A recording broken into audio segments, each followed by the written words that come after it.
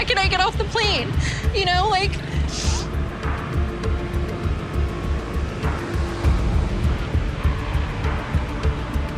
I just don't know what's wrong with him. I don't know what his problem is. The highly anticipated first meeting between Emma and Ziad in Morocco did not go the way either of them expected. What was supposed to be a romantic reunion after months of long-distance communication quickly turned into confusion, frustration, and emotional tension. Emma, a 27-year-old American woman, traveled all the way to Morocco with high hopes. After a grueling 20-hour flight, she expected warmth, affection, and reassurance from the man she believed was her future husband. Instead, the moment she stepped off the plane, reality hit much harder than she imagined.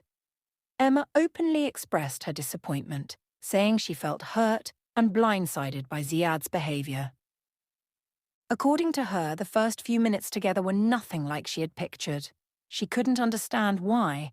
After traveling across the world to see him, she was immediately faced with restrictions and emotional distance. Emma introduced herself as someone who feels pressure from time. At 27 years old, she believes she should already be married, have a family, and be settled into life. Instead, she finds herself living with her identical twin sister Izzy, while still searching for lasting love. Emma and Izzy share a close bond. As identical twins, they also share a passion for beauty and cosmetic treatments, including Botox. Izzy, however, has always been skeptical of Emma's relationships, largely due to Emma's history of unsuccessful romances. Despite her sister's doubts, Emma believed ZIAD was different. She explained that when she met him online, he made her feel wanted immediately. There was no uncertainty, no hesitation. From the very beginning, ZIAD showed intense interest, which quickly drew Emma in. ZIAD, also 27 years old, lives in Marrakech, Morocco. Emma described him as sweet, genuine, and kind. Qualities she said were completely different from what she had experienced in past relationships. She believed he loved her for who she truly was. Their connection began just over a year ago when Emma downloaded an international dating app. Within 5 minutes joining, ZIAD messaged her. She found him attractive and couldn't resist responding. According to Emma, only 15 minutes into their very first conversation, ZIAD was already calling her his future wife. That early declaration of commitment sealed the deal for her emotionally. From that point on, their conversations turned serious. They discussed marriage, life together, and even ZIAD moving to the United States.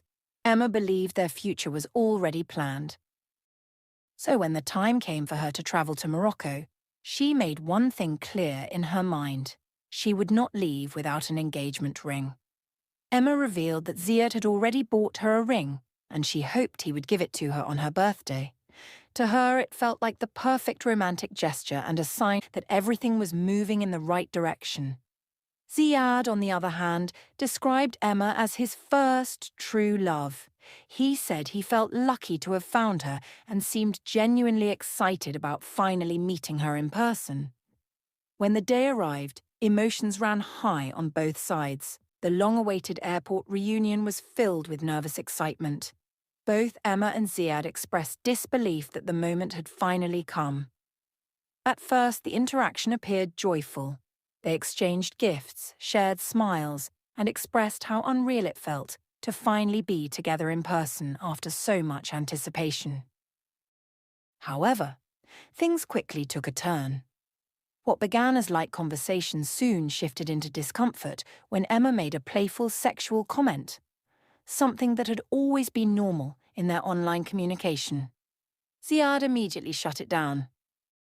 He told Emma not to speak sexually and explained that, as a Muslim man, his religion required certain boundaries. He insisted that Emma respect his beliefs. Emma was stunned. She argued that he had never once made his religion an issue before. According to her, they had discussed physical affection many times, including kissing in public, sleeping in the same bed, and being intimate. Emma pointed out that while she was still on the plane, ZIAD suddenly told her she couldn't kiss him. To her, it felt unfair and confusing that these rules were only being enforced now, after she had already travelled thousands of miles. Ziad insisted that he had mentioned these boundaries before. Emma strongly disagreed, saying he had never communicated any of this clearly. The tension escalated when Ziad told her that the kiss she gave him would be the last. He emphasized that when he makes a decision, he sticks to it. That moment deeply upset Emma. She felt rejected, controlled, and emotionally disconnected. In her eyes, Ziad seemed more focused on rules and religion than on welcoming her after such a long journey. Meanwhile, Ziad felt disrespected as well. He explained that he was willing to hug and kiss on the cheek, but Emma pulled away because she didn't want to ruin her makeup. That hurt him, making him feel unimportant. As they continued to argue, communication completely broke down. Ziad refused to talk further, and Emma felt ignored and dismissed. By the time they reached the car, the mood was tense and uncomfortable. Emma questioned whether coming to Morocco had been a mistake.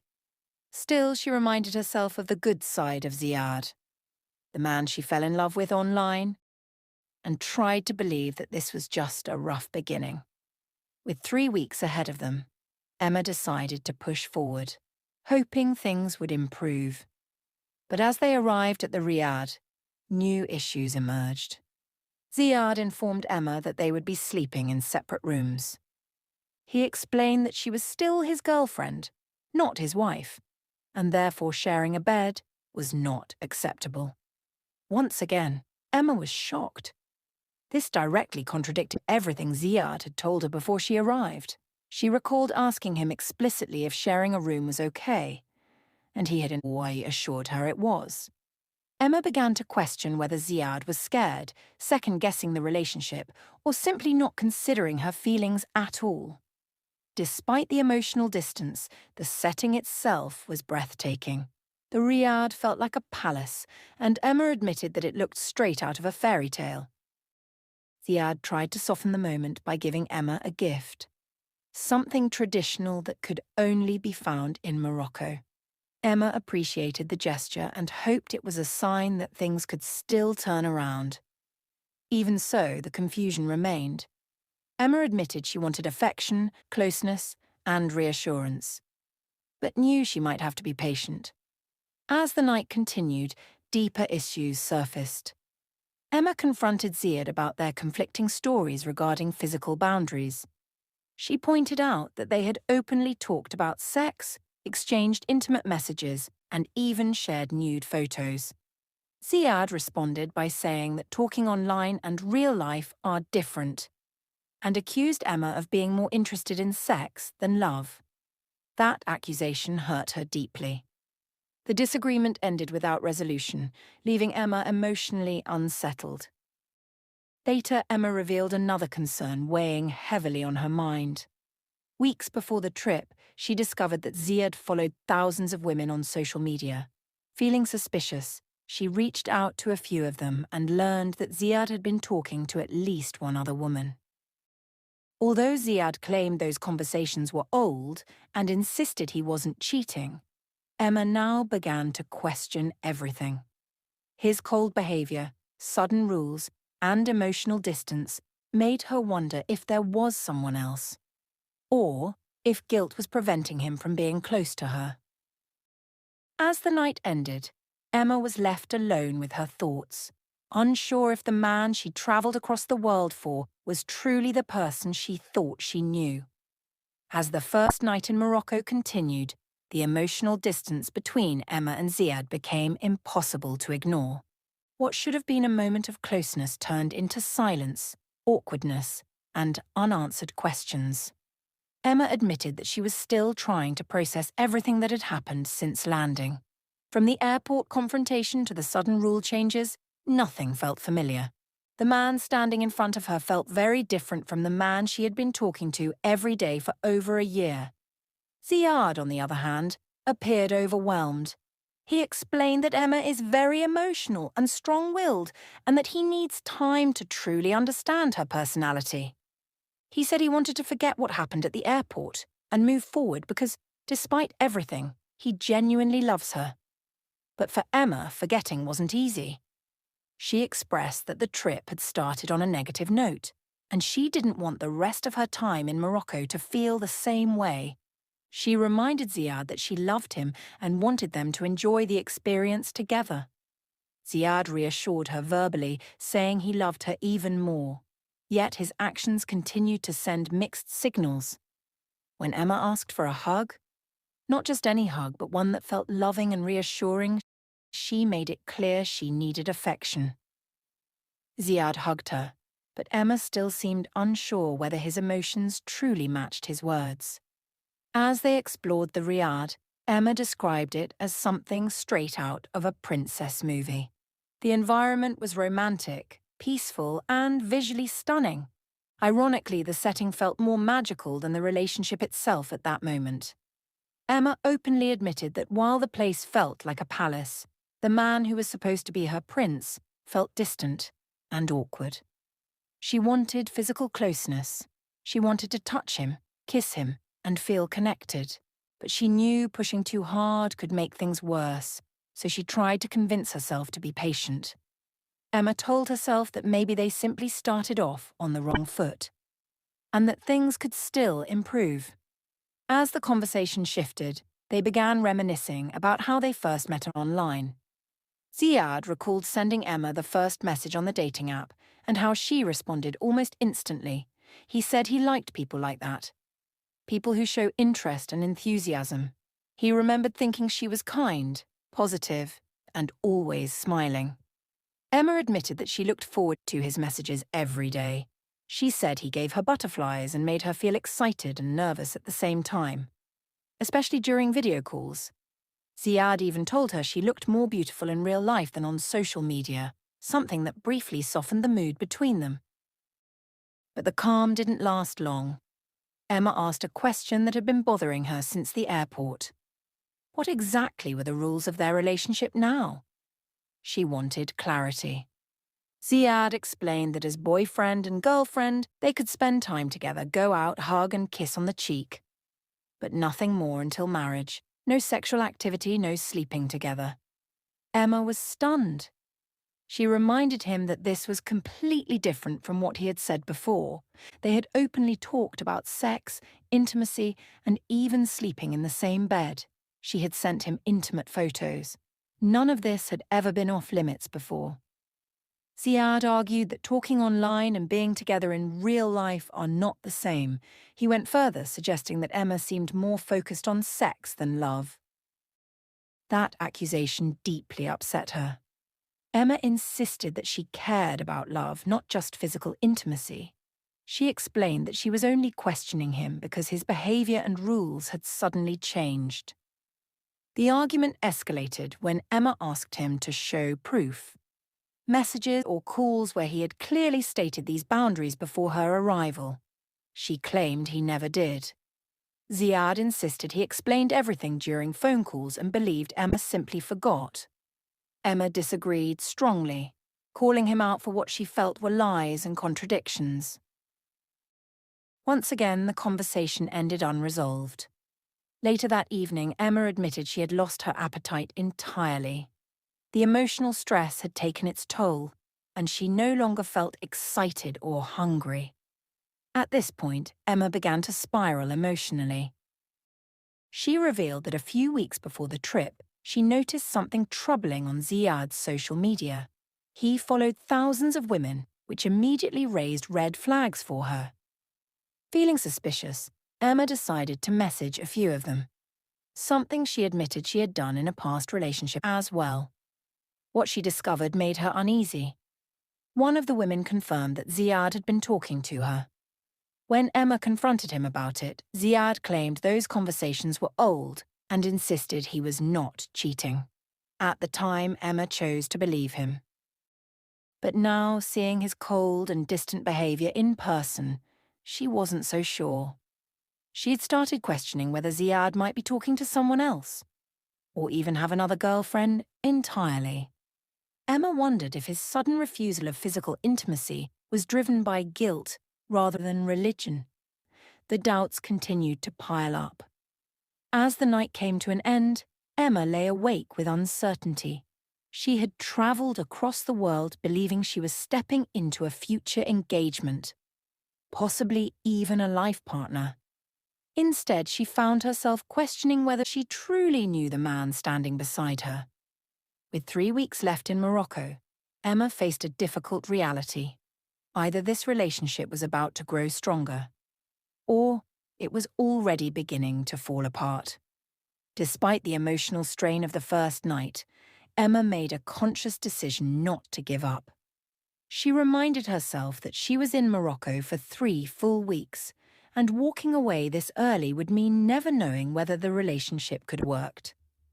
In Emma's mind, this trip was more than just a visit. It was a test of everything they had built online. A test of trust, compatibility, and honesty. She admitted that what hurt them most was not just the lack of physical affection, but the feeling that Ziad was rewriting the rules without warning. For Emma, consistency mattered. She needed to feel emotionally safe, especially after travelling such a long distance and investing so much time, money, and hope. Ziad continued to stand by his explanation. From his perspective, religion and real-life expectations carried more weight than online conversations. He believed that Emma misunderstood his boundaries and that he had never agreed to anything beyond hugs and light affection. However, Emma felt the opposite. She pointed out that during their video calls, Ziad appeared comfortable discussing intimacy. He never expressed hesitation, discomfort, or religious concern. To her, this sudden shift felt intentional rather than accidental. This disconnect created a deeper emotional gap. Emma began to feel that her feelings were being minimized. Every time she tried to explain how confused and hurt she felt, the conversation seemed to turn into a debate about what was said, what wasn't said, and who remembered correctly. Instead of clarity, she felt frustration. Still, Emma tried to keep the peace. She attempted to redirect their focus toward enjoying Morocco. The culture, the beauty, and the experience of being together in person for the first time. As they walked through the streets, Emma commented on how beautiful everything looked. She expressed how much she loved Morocco and even said she could imagine herself living there one day. But underneath her excitement, there was tension. Ziad remained reserved. His tone was calmer but emotionally distant. He repeatedly stated that he did not come into this trip looking for conflict and wanted to avoid arguments. Emma agreed. She didn't want to fight either. Yet the unresolved issues lingered. When the topic of sleeping arrangements came up again, the emotional weight returned. Ziad firmly stated that separate rooms were non-negotiable. He framed it as a personal decision, one he had already made for himself. Emma interpreted this as another example of him prioritizing his comfort over her feelings. She openly questioned why every major decision seemed to change only after she arrived. At this point, Emma started to reflect on her past relationships. She admitted that she didn't have the best track record when it came to choosing partners, something her sister Izzy often reminded her of. This realization made her even more anxious. She didn't want to repeat the same mistakes. She didn't want to ignore warning signs just because she was emotionally invested. But she also didn't want to sabotage something that still had potential. Ziad attempted to lighten the mood by engaging in small talk and reminiscing about their early days of messaging. He recalled how quickly they connected and how much he enjoyed her personality. He emphasized that he truly cared for Emma and wanted to continue the relationship. However, his definition of continuing seemed very different from hers. Emma needed reassurance. Not just words, but actions. She needed consistency. She needed to feel chosen. Instead, she felt like she was constantly being corrected. The cultural difference between them became more apparent as the hours passed. What felt normal and playful to Emma felt inappropriate and disrespectful to Ziad. What felt romantic and affectionate to her felt uncomfortable and premature to him. Neither of them was wrong, but neither of them was truly hearing the other. Emma admitted that she felt herself spiraling emotionally. Her thoughts kept returning to the social media issue. The women Ziad followed, the messages he exchanged, and the doubt that had never fully disappeared. She began to wonder whether Ziad's distance was a sign of guilt, fear, or lack of commitment. In her mind, the possibilities were endless, and none of them were comforting. As the night settled in, the silence between them said more than words ever could. Both Emma and Ziad seemed exhausted, not physically, but emotionally. They were standing at the crossroads of expectation and reality. Emma still hoped things could improve. She believed that if they could get past this initial shock, the love they built online might still survive in real life. But deep down, she also knew something fundamental was off. And the longer the silence lasted, the harder it became to ignore. As the hours passed, the emotional weight of the situation became heavier for Emma. What she once imagined as a fairy tale beginning was now unfolding as a lesson in reality. Emma admitted that she felt conflicted. On one hand, she was standing in one of the most beautiful places she had ever seen. The Riyadh felt luxurious, peaceful, and romantic. On the other hand, the emotional connection she expected to feel with Ziad was fragile and uncertain. She described feeling like she had stepped into a princess movie. Except the storyline wasn't going as planned. Emma wanted affection. She wanted reassurance. She wanted to feel desired and emotionally safe. Instead, she felt like she was constantly being told what not to do. She acknowledged that patience was necessary, but patience didn't erase confusion. Ziad, meanwhile, continued to frame the situation as a misunderstanding. He believed Emma was too focused on physical affection and not enough on emotional connection. From his perspective, respect came first. Respect for religion, boundaries, and cultural expectations. However, Emma struggled to reconcile that explanation with their past conversations. She recalled numerous moments where Ziad seemed completely comfortable with sexual topics. They talked openly about intimacy. They joked. They flirted. None of it appeared off-limits at the time. Now, in person, everything felt restricted. Emma questioned whether Ziad truly understood how much this shift affected her emotionally. She had uprooted her routine, spent significant money, and travelled across the world, believing she was walking into a committed, loving situation. Instead, she felt like she was being introduced to a version of Ziad she didn't recognise. As the evening continued, Emma tried once again to focus on the positives. She reminded herself that relationships aren't perfect, especially international ones. Cultural differences, nerves, and pressure could all play a role. She told herself that maybe Ziad was overwhelmed. Maybe the reality of meeting in person made everything feel more serious and intimidating for him. But even with that understanding, questions remained. Emma wondered why Ziad never clearly communicated these boundaries before she arrived. She felt that honesty, even if uncomfortable, would have allowed her to prepare emotionally. What hurt most was feeling like the responsibility to adapt fell entirely on her. Ziad, meanwhile, seemed frustrated by the ongoing tension. He stated multiple times that he did not come to Morocco to argue. He wanted peace, not conflict. Yet peace requires mutual understanding, something they were clearly struggling to achieve. As night fell, the distance between them became symbolic. Separate rooms, separate thoughts, and separate emotional realities. Emma lay awake, replaying every moment from the airport to the Riyadh. She questioned her instincts, she questioned her decisions, she questioned whether love alone was enough to bridge this gap. She admitted that part of her feared repeating past mistakes, ignoring warning signs because of emotional attachment.